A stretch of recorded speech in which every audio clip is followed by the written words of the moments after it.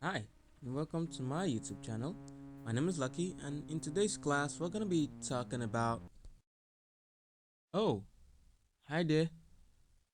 Oh, so what's your name? Okay, I tried. I'm bad at intros, and we're not doing this. The end. You guys cut to the chase, okay? Okay. Okay, guys, you heard him. Well, today we're gonna be talking about eyes and how to go about drawing them. I want to say, cause I've had my first share of horrible eye drawings myself. Okay, first thing you need to know about the eye is that it is a ball.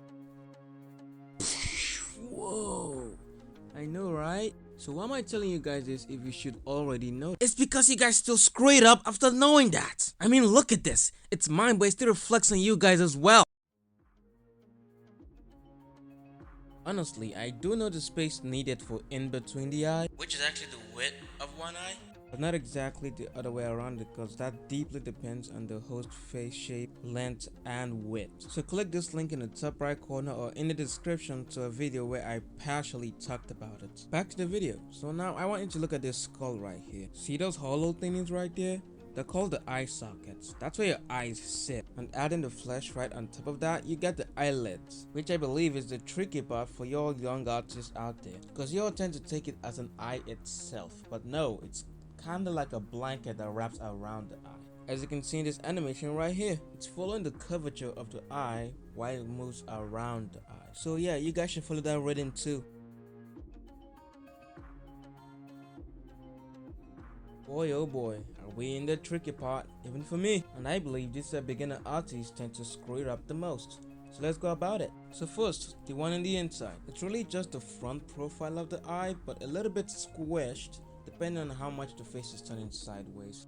Next, the one on the outside. Probably where most artists quit their career as one.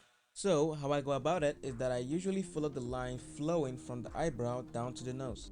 And then I draw a curved line that touches either each to both sides of the edges or not at all, depending on how the face ends up turning. Then make the bottom curve as well.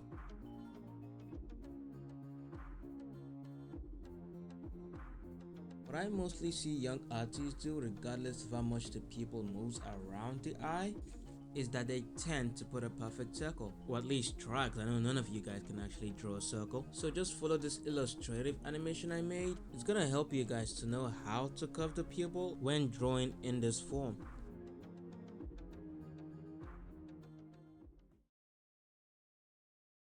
That's gonna be it for today's video, guys. Don't forget to like, subscribe, and share this video. And if you do like the way I did my new video, which is the animation and dead humor stuff, just say so in the comment, and I'll see you next time.